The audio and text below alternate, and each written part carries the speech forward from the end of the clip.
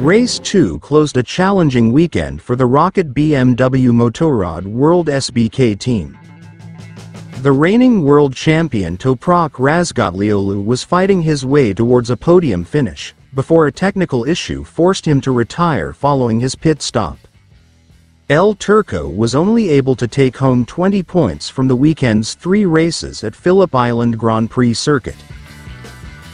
He had a difficult weekend to open the 2025 season in Australia, missing out on either of the top 2 spots for the first time since his return from injury last year at Aragon in the Tissot Superpole race, and was unable to claim any points in race 2, after a mechanical issue forced him back into the pit lane on lap 12. The Turkish superstar spoke on his struggles this weekend in an interview after race 2. "For me, the Superpole race was a hard way to start the weekend. I felt some big problems with the bike, and I think we're a little lucky I didn't hit someone."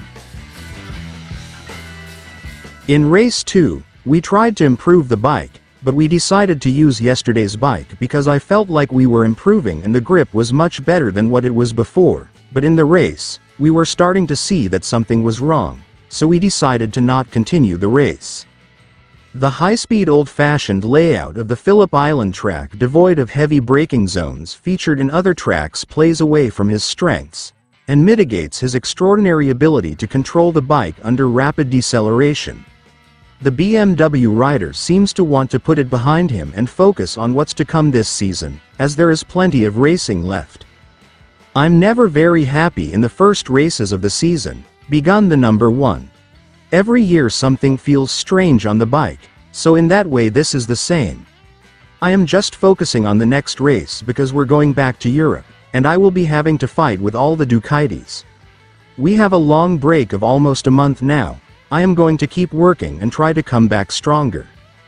This year I'm not surprised that Bulega is still fast and Alvaro also not bad, Razgatlıoğlu told WorldSBK.com after race 2.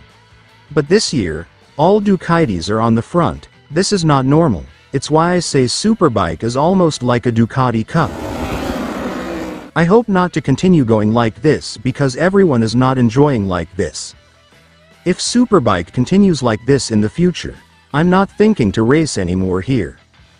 The break Razgatlıoğlu mentioned is punctuated by a test in Portimao, also the location of the next round on the 14th to the 15th of March.